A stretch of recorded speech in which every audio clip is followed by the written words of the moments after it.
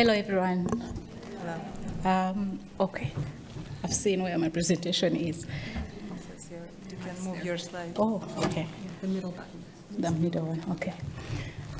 Josephine Ninsiima is my name. I work with Mackay University School of Public Health, and there I work as an M&E technical advisor. So I wanted to start by making a comment on the first exercise we had, where we were voting whether ART causes hypertension. So in Uganda, there was a study that was conducted in 2019, and we realized that it identified that 12% of people living with HIV actually had hypertension. So should we say that indeed ART causes hypertension? As we wait for researchers to tell us whether it is actually true or false, we need to understand that we have that problem, and our people should be able to be screened and be treated for hypertension. So I needed to mention that before I start my presentation. But I'm also not going to, I'm not going to talk about hypertension. I'm talking about cervical cancer, and let me talk about what I've come here to do.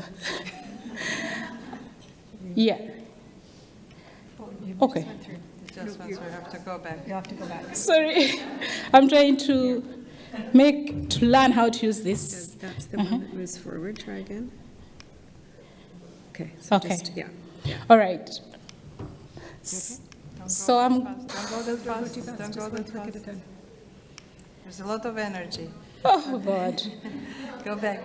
Go If you back. go, the bottom one is back. Yeah. this Why one. don't we Yeah. move your slides? Do you want us to? Okay, It please. will make it easy. So I want to share with you the success story for Uganda, here we rolled out a cervical cancer screening and pre-cancer treatment program in the country for the first time, and we are sharing the success story just to encourage those settings where this service hasn't been done, that is actually possible. So as a background, Uganda is one of those highly cervical cancer burdened countries, as you all know, and with the noted 54.8 cases per 100,000 women.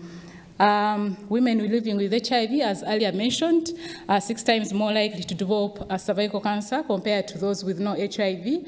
And yet we know that Uganda is also among those countries that are actually highly burdened with HIV. So the cases here are really, really roaming. So to reduce the incidence of cervical cancer among women living with HIV, the Ministry of Health of Uganda, with support from PEPFAR, started a cervical cancer cervical cancer screening and treatment program to ensure that we reduce the incidence rates. Back, please. Okay.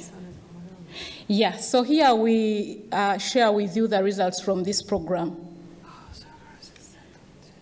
Okay, so as a program, this program aimed at increasing screening and treatment of women living with HIV identified with precancerous lesions to be able to prevent cervical cancer. Specifically, we wanted to increase the availability and accessibility of high-quality cervical cancer and screen and treat treatment services for women living with HIV aged 25 to 49 years. We also wanted to build the capacity of health workers to be able to provide high-quality cervical cancer services, including screening and treatment. But also the program aims at contributing towards the WHO strategy, which is the 90-70-90 strategy. I think the previous presenter here mentioned about that strategy. For those who don't know, the first 90 is about screening at least 90% of girls by age of 15, and then the 70 is screening at least 70% of women by age of 35 and 45, and then the last 90 refers to treatment of at least 90% of those identified with precancerous and cancerous lesions or conditions. Next. Yeah, so as a program scope, the country aimed at screening 100% of women living with HIV aged 25 to 49 years, and this totaled to 543,000 women at that point. This target was distributed across 3 years, so this wasn't done in 1 year. We also started this program in a phased manner, starting with 604 facilities, and we increased the services to 2,000 health facilities that provide HIV care. We used mixed methods. Here we used HPV and VIA. We know that WHO currently recommends HPV. However, the HPV support in the country is still minimal, so we are VIA-inclined setting right now. So as a screening strategy, we are using screen and treat rather than screen, triage, and treat, because the triage bit involves a cost as well. So we, as a country, we adopted the screen and treat strategy. So when it comes to implementation of the services, we are targeting all facilities that are providing HIV services in the country. However, we spared the advanced treatment, like LEAP treatment, to facilities with capacity. Those are the national and the regional referral hospitals. But for the rest of the services, including thermocoagulators, cryotherapy, and the screening services, were taken at lower facilities. Okay, so as a implementation methods and milestones, we started this program in October 2020. So we started off with the revising of the National Cervical Cancer Strategy. We developed the training curriculums. We developed the IEC materials. We finalized the quantification of the logistics required. And then in the second quarter, we started the regional and the national trainings.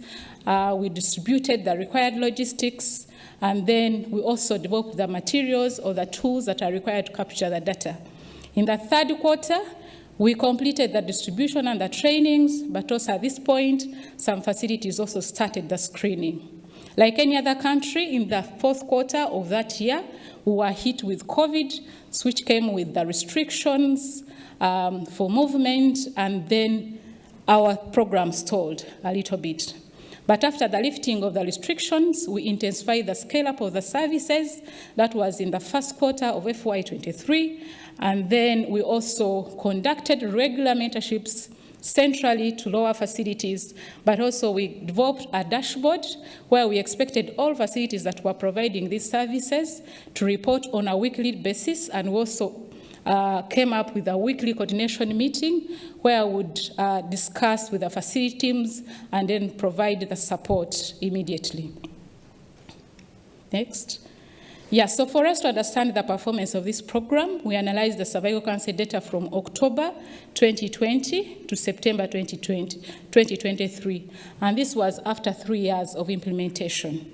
So here we calculated the proportions of women living with HIV who had received the screening services, those who turned positive to the screening tests that were available, but also those who received treatment, pre-cancer lesions. Next. Yeah. So this picture is really showing us the performance of this program in this country. So the first row of the maps is actually showing us where we are at the beginning of the program. That was October, December 2020. We were literally at nothing. As you can see in those first maps, that was the screening rates in the first map, showing us literally nothing across the country. And then at the end of 3 years, those are the maps, and that is the story that we are telling. For those countries that haven't started these services with minimal effort, you can actually achieve this picture. Next. So in terms of the numbers, here, we are, like, against the target that I mentioned, the 543,000 women, the country surpassed the target. We achieved 103%. These were screened. Yes. Thank you so much. So when it comes to positivity, we are seeing a 6%. It still lies within the acceptable margins of VIA-inclined settings.